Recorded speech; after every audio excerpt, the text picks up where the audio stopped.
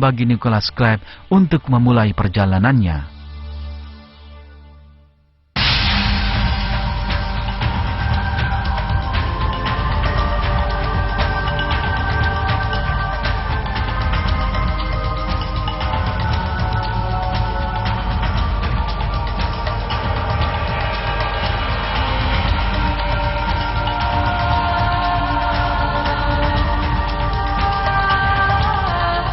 Perjalanannya cukup panjang dan penuh petualangan.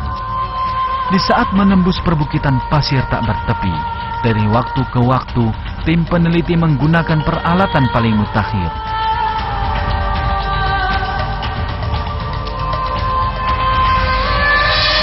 Namun terkadang juga teknologi tak berguna di tempat liar seperti itu.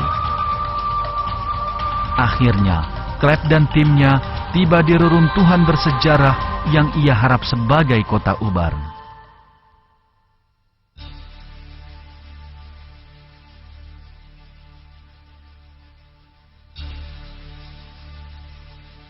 Sejak saat reruntuhan ditemukan, diketahui bahwa ini adalah peninggalan kaum 'Ad sebagaimana dikisahkan Al-Quran berikut kota Iram yang mereka bangun.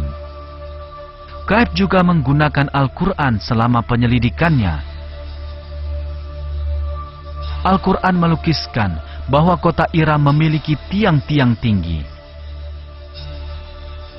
Tapi kata tiang dalam bahasa Arab juga berarti menara. Dengan kata lain, ciri yang dilukiskan Al-Quran adalah kota ini memiliki menara-menara tinggi.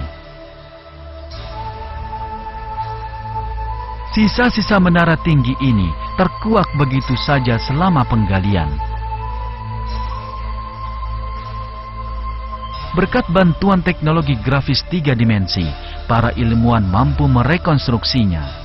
Dr. Zarins, anggota tim yang melaksanakan penggalian, mengatakan menara-menara inilah yang membedakan kota ini dari temuan arkeologi lain, dan membenarkan situs tersebut sebagai kota Iram milik kaum 'Ad sebagaimana disebutkan Al-Quran.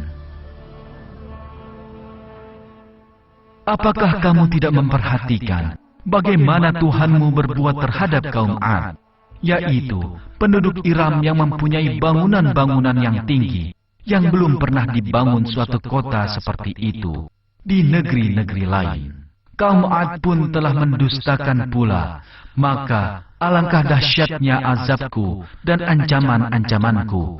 Sesungguhnya kami telah menghembuskan kepada mereka angin yang sangat kencang pada hari naas yang terus-menerus, yang menggelimpangkan manusia seakan-akan mereka pokok kurma yang tumbang.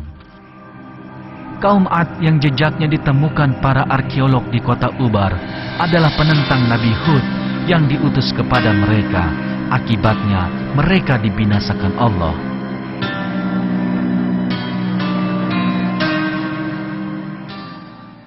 Maka tatkala mereka melihat azab itu berupa awan yang menuju ke lembah-lembah mereka, berkatalah mereka, "Inilah awan yang akan menurunkan hujan kepada kami."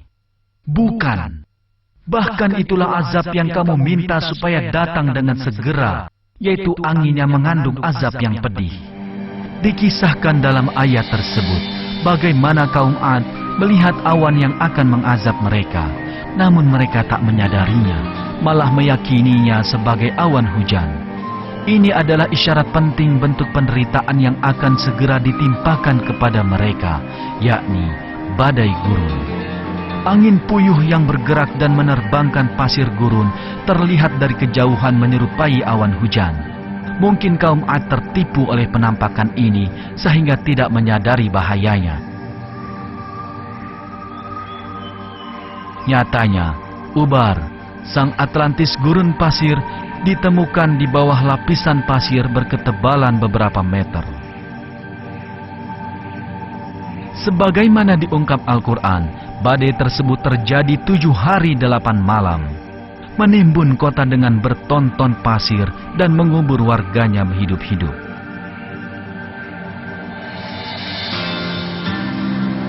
Bukti terpenting yang menunjukkan kaum 'Ad terkubur oleh badai gurun adalah kata Ahqaf yang digunakan Al-Quran untuk menggambarkan tempat tinggal kaum 'Ad. Dan ingatlah Hud, saudara kaum 'Ad, yaitu ketika dia memberi peringatan kepada kaumnya di Al-Ahqaf, dan sesungguhnya telah terdahulu beberapa orang pemberi peringatan sebelumnya dan sesudahnya dengan mengatakan, janganlah kamu menyembah selain Allah, sesungguhnya aku khawatir kamu akan ditimpa azab hari yang besar.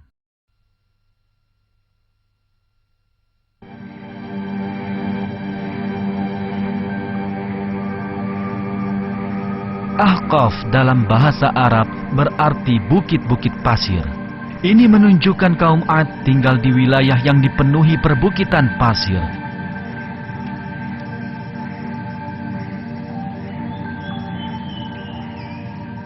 Jadi sangat alamiah bila kota tersebut terkubur oleh badai pasir. Bencana yang menghempaskan kaum 'Ad berupa badai yang menjadikan manusia mati bergelimpangan seakan-akan mereka tunggul-tunggul pohon kurma yang telah kosong, pastilah telah membinasakan seluruh penduduknya dalam waktu sekejap. Seluruh kota beserta isinya terkubur hidup-hidup dalam timbunan pasir. Lambat laun, gurun pasir merata setelah penghancuran kaum 'Ad tanpa menyisakan jejak mereka. Singkatnya, temuan sejarah dan purbakala membuktikan keberadaan kaum 'Ad dan kota Iram dengan menara tingginya, sebagaimana dikisahkan Al-Quran, dan mereka dihancurkan persis seperti yang digambarkan Al-Quran. Penelitian telah menemukan peninggalan kaum tersebut dari dalam pasir gurun. Dalam Al-Quran, Allah memberitakan kaum 'Ad berpaling dari jalan yang lurus karena kesombongannya. Semua kaum yang baru saja kita kaji melakukan kesalahan yang sama. Mereka semua mendurhakai Allah. Mereka menyembah Tuhan selainnya.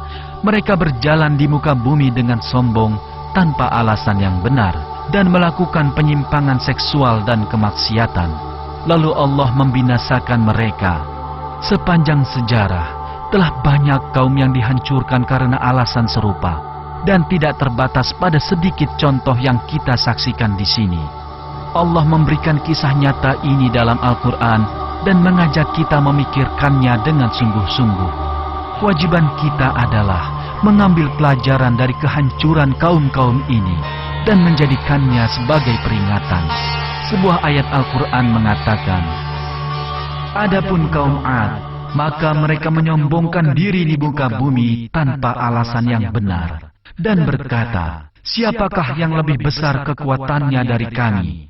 Dan apakah mereka itu tidak memperhatikan bahwa Allah yang menciptakan mereka adalah lebih besar kekuatannya dari mereka, dan adalah mereka mengingkari tanda-tanda kekuatan kami? Kita hendaknya selalu sadar bahwa Allah mampu menghancurkan seseorang ataupun seluruh kaum kapanpun Dia menghendaki. Dia juga meninggikan derajat orang-orang yang Dia kehendaki dan memberkahi atas mereka. Segala kebaikan dan keindahan adalah milik Allah. Kewajiban manusia adalah untuk senantiasa bersyukur kepada Allah atas segala nikmat-Nya dan selalu mencari ridha-Nya. Allah menyeru manusia dalam ayat-Nya, sesungguhnya telah berlalu sebelum kamu sunnah-sunnah Allah. Karena itu, berjalanlah kamu di muka bumi